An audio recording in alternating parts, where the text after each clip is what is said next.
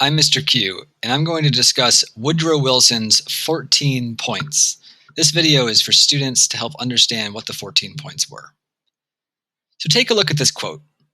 What we demand in this war, therefore, is nothing peculiar to ourselves.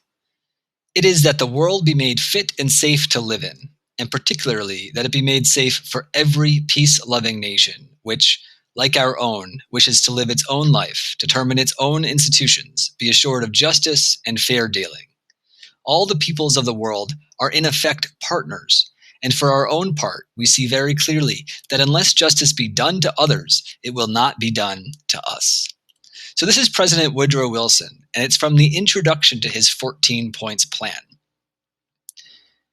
America entered World War I in 1917, and the war ends in 1918. But before it even ends, Wilson is planning for peace. He's creating the 14 points. And if you take a look at this quote, you'll notice that terms pop up like peace-loving, justice and fair dealing, and again, justice. And this is because Wilson is not trying to win a war. He's trying to prevent wars from happening again.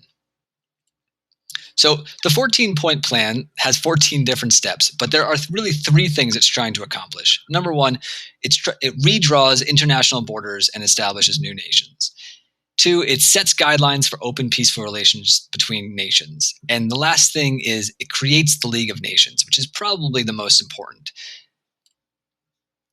So I'm going to break down 8 of the 14 points, which you're also going to be working with on your own, trying to connect them to the Treaty of Versailles and seeing, were they successful? Because remember, the 14 points were just a proposal. They were not enacted by Woodrow Wilson. So the first of the 14 points was open agreements of peace openly arrived at, after which there shall be no private international understandings of any kind shall proceed.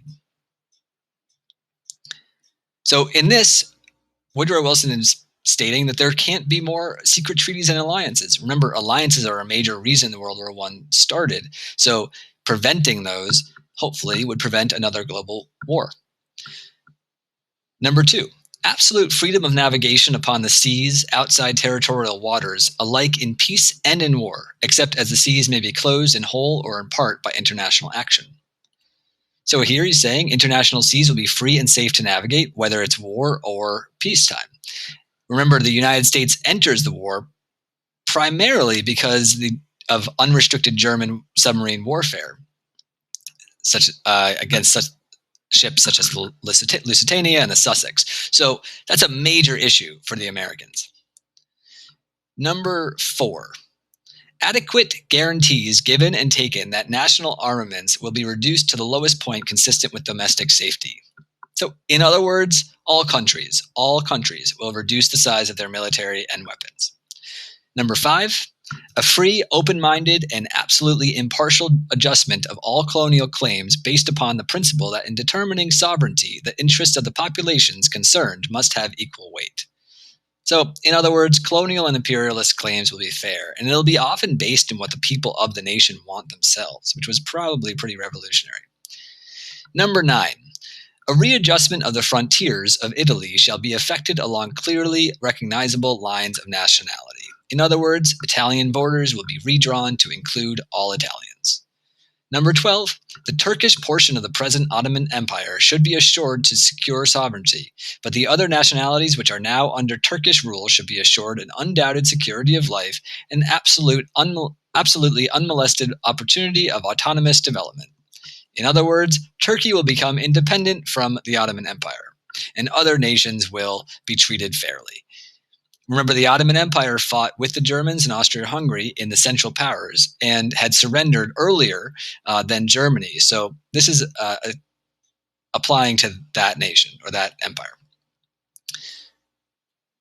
Number 13, an independent Polish state should include the territories inhabited by indisputably Polish populations, which should be assured of a free and secure access to the sea.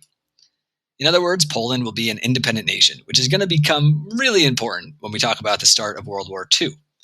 And the last, and again, probably the most important one, number 14, A general association of nations must be formed, affording mutual guarantees of political independence to great and small nations alike. In other words, a League of Nations will be formed to protect independence of all nations.